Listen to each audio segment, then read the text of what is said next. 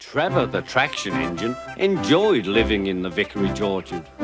Edward came to see him every day, but sometimes Trevor didn't have enough work to do. "I do like to keep busy all the time," he sighed one day. "And I do like company, especially children's company." "Cheer up," smiled Edward. "Sir Topham Hatt has work for you at his new harbour.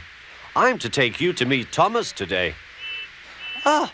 exclaimed Trevor happily. "A harbour! The seaside!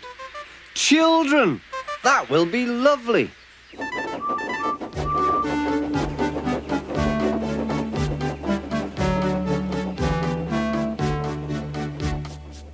Thomas was on his way to the harbour with a trainload of metal pilings. They were needed to make the harbour wall firm and safe. "Hello, Thomas," said Edward. "This is Trevor, a friend of mine. He's a traction engine." Thomas eyed the newcomer doubtfully. "A what engine?" he asked. "A traction engine," explained Trevor. "I run on roads instead of rails.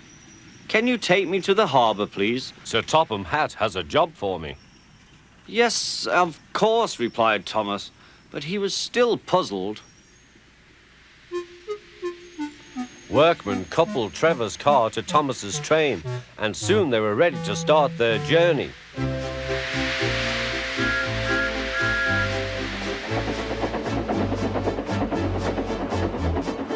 "I'm glad Sir Topham Hatt needs me," called Trevor. "I don't have enough to do sometimes, you know, although I can work anywhere, in orchards, on farms, in scrapyards, even at harbours."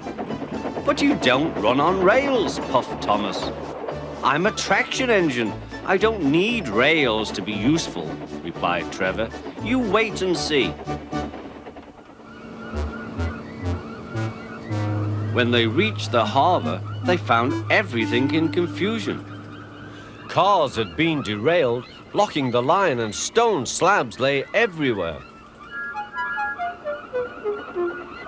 "We must get these pilings past," said Thomas's driver.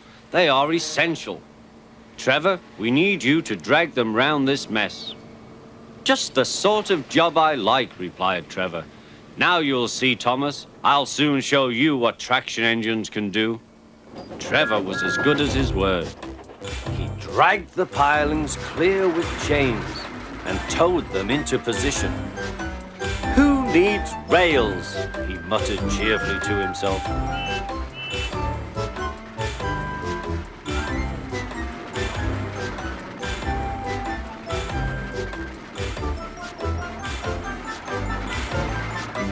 Later, Thomas brought Annie and Clarabel to visit him. Thomas was most impressed. "Now I understand how useful a traction engine can be." The coaches were full of children. Trevor gave them rides along the harbour. He liked this best of all.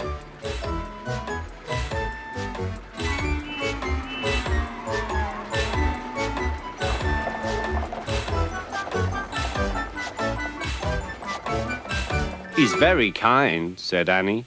"He reminds me of Thomas," added Clarabel. Everyone was sorry when it was time for Trevor to go. Thomas pulled him to the junction. A small tear came into Trevor's eye. Thomas pretended not to see.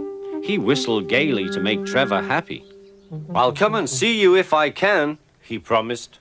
"The vicar will look after you, and there's plenty of work for you now at the orchard. But we may need you again at the harbour someday." "That would be wonderful," said Trevor. That evening, Trevor stood remembering his new friend Thomas, the harbour, and most of all, the children. Then he went happily to sleep in the shed at the bottom of the orchard.